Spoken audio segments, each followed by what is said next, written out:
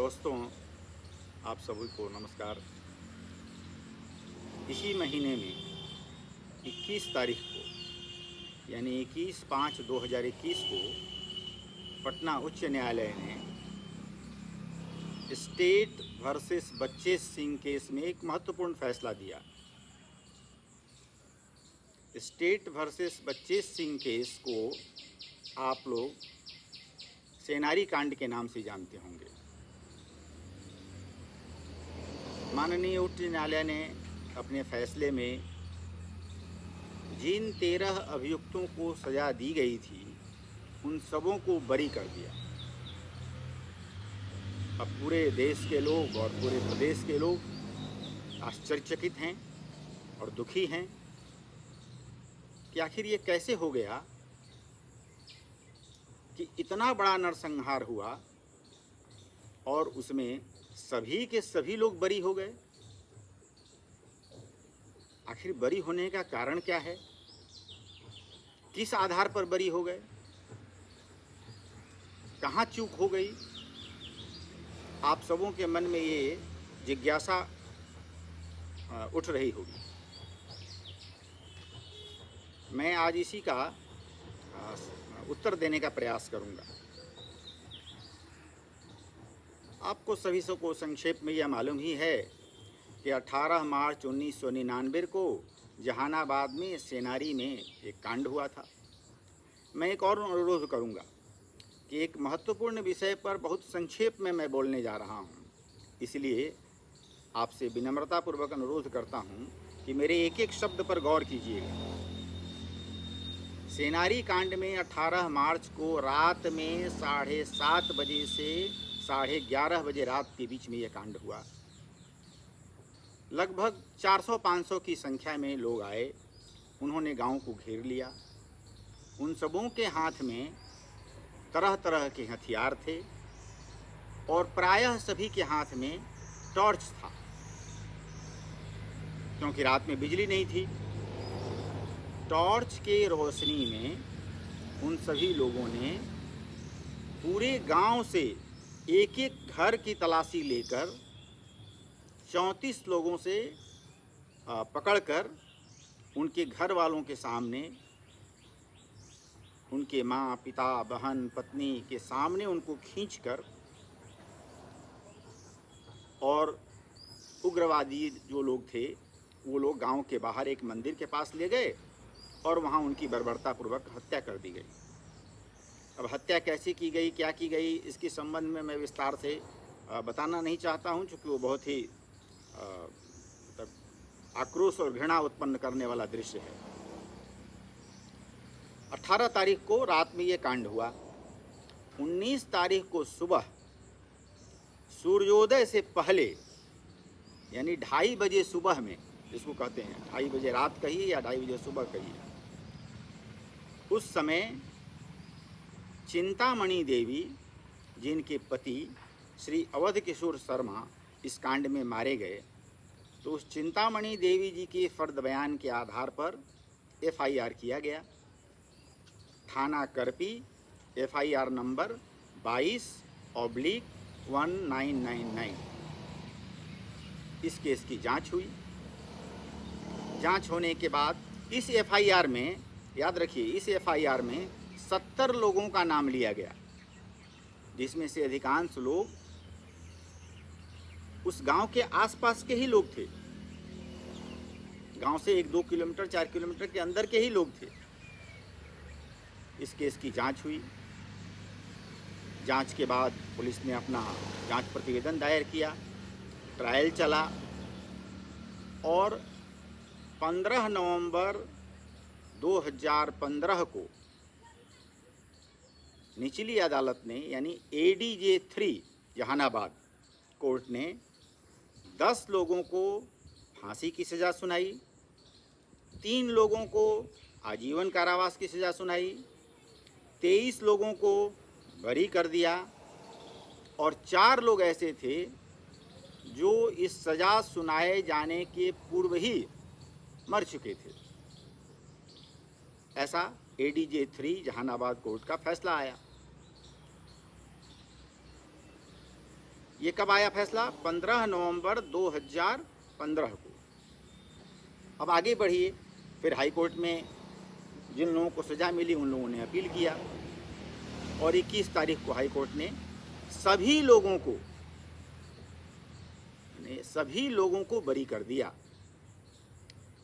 तो जैसा कि मैंने शुरू में कहा कि आप सबों के मन में यह सवाल काफ़ी कौंध रहा है, उमड़ रहा है कि कैसे बरी हो गए ये सारे लोग।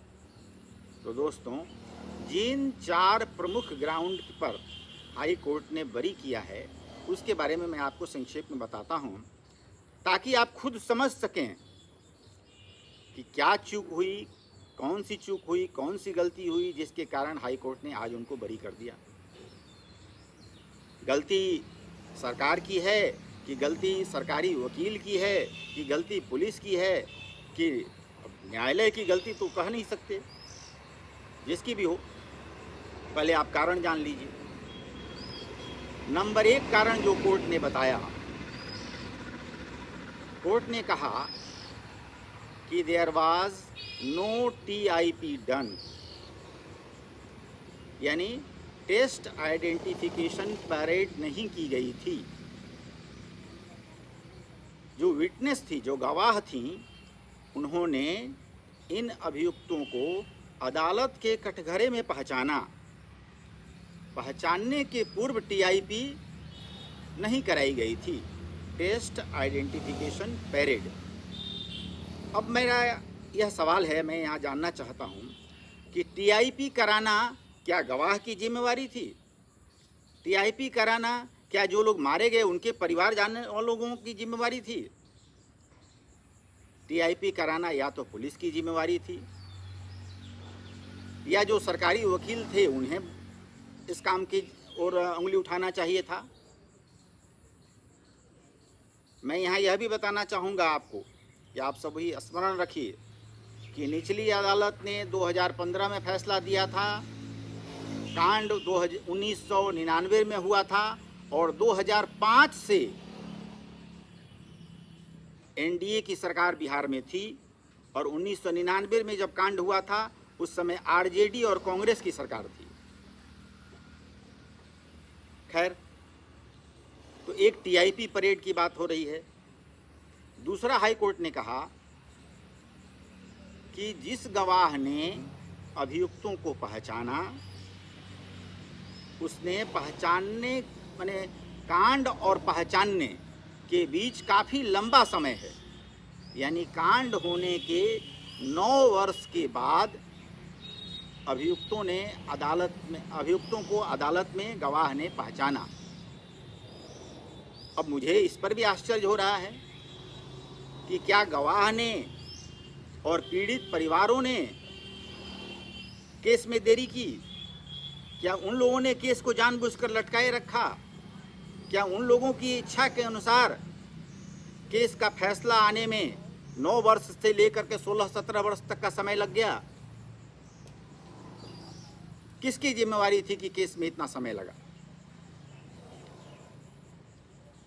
तीसरा कारण कि अदालत ने यह सवाल उठाया है कि यह कांड 7:30 बजे से लेकर 11:30 बजे रात में हुआ। उस समय गांव में बिजली नहीं थी। ऐसी परिस्थिति में गवाहों ने अभियुक्तों को कैसे पहचाना? अब यह तो माननीय उच्च न्यायालय का फैसला है, मैं क्या कहूँ इस पर, लेकिन यह बड़ा विचित्र कारण है। इस तर्क के हिसाब से तो उस समय रात में जितने भी कांड उस समय हुए होंगे, क्योंकि उस समय तो बिजली रहती नहीं थी रात में, तो उस समय पूरे बिहार में जितने भी कांड रात में हुए होंगे उन सभी कांडों में गवाह अभियुक्त को नहीं पहचान सकते हैं। इसका और भी अधिक मैं डिटेल्ड उत्तर देना चाहूँगा, लेकिन मैं चाहता हूँ कि वीडियो ज़्यादा लंबा न हो। लेकिन वक्त आने पर, समय आने पर अदालत में इस संबंध में अगर मेरी कहीं मदद की आवश्यकता पड़ी तो हम लोग इस बात को और विस्तार से बताएंगे कि अदालत का यह जो ऑब्जर्वेशन है या यह जो तर्क है यह उचित नहीं है। चौथी बात अदालत ने कही कि जो अभियुक्त हैं उनको उनके खिलाफ जो प्रमाण था उस प्रमाण के बारे में अभियुक्तों को जानकारी नहीं दी गई। तो फिर यह सवाल उठता है कि यह जानकारी देना और न देना ये किसकी जिम्मेवारी थी? सरकार की जिम्मेवारी थी, पुलिस की जिम्मेवारी थी, सरकारी वकील की जिम्मेवारी थी, किसकी जिम्मेवारी थी? इस प्रकार के 4 प्रमुख कारणों के आधार पर, जिसमें से एक भी कारण मुझे उचित नहीं लग रहा है, अब मेरे मन में और आपके मन में भी ये सवाल उठेगा कि क्या 2005 से 2099 से 2005 तक आरजेडी और कांग्रेस की सरकार थी और 2005 से लगभग अभी तक जो सरकार है उसके बारे में भी आपको मालूम है। किसने चूक की, किसने गड़बड़ी की? उन 34 लोगों की हत्यारों को क्यों नहीं पकड़ा जा सका? कौन उसके लिए जिम्मेवार है? केस लंबा चला, इसके लिए कौन जिम्मेवार है? टीआईपी परेड नहीं कराई गई, इसके लिए कौन जिम्मेवार है? रात में बिजली नहीं थी इसलिए अभियुक्तों को नहीं पहचाना जा सकता है। अब यह तो बड़ा विचित्र तर्क है। अभियुक्तों को उनके खिलाफ प्रमाण की जानकारी नहीं दी गई, ये जानकारी देने की जिम्मेवारी किस पर थी? ये सब बड़े ज्वलंत प्रश्न हैं। कानून पसंद, इंसाफ पसंद किसी भी आदमी को बेचैन करने के लिए सवाल काफ़ी हैं। मैंने सुना है कि बिहार सरकार अपील में सुप्रीम कोर्ट में जा रही है, लेकिन इन कारणों का जब तक, इन प्रश्नों का जब तक सेटिस्फैक्ट्री जवाब नहीं दिया जाएगा, या जो अभियोजन पक्ष है या जो सरकारी पक्ष है, याद रखिए यह केस जो है स्टेट वर्सेस बच्चे सिंह है, यानी इस केस में बिहार सरकार लड़ रही है। तो बिहार सरकार अगर अपने इन अंदर की कमियों को दूर नहीं करेगी तो फिर सुप्रीम कोर्ट में भी गड़बड़ी हो सकती है। सुप्रीम कोर्ट में भी हो सकता है कि सभी अभियुक्त बरी हो जाएं। मैं बिहार के सभी इंसाफ पसंद लोगों से यह अपील करूंगा कि इस केस में या नरसंहार के जो और भी केस हुए हैं उन सभी लोगों में, आपको जानकर आश्चर्य होगा कि बिहार में जितने भी बड़े बड़े नरसंहार हुए हैं, इसको गौर से सुनिए, बिहार में जितने भी बड़े बड़े नरसंहार हुए हैं प्रायः सभी में किसी को भी सजा नहीं हुई। प्रायः सभी में किसी को भी सजा नहीं हुई। अब इसका क्या मतलब है? कैसे लोगों का कानून और इंसाफ में भरोसा बढ़ेगा? कैसे उन लोगों को न्याय मिलेगा जिन लोगों को बर्बरतापूर्वक मारा गया? मित्रों, इस कांड में न्याय दिलाने में मेरा जो भी योगदान हो सकेगा मैं अवश्य करूंगा। बहुत बहुत धन्यवाद।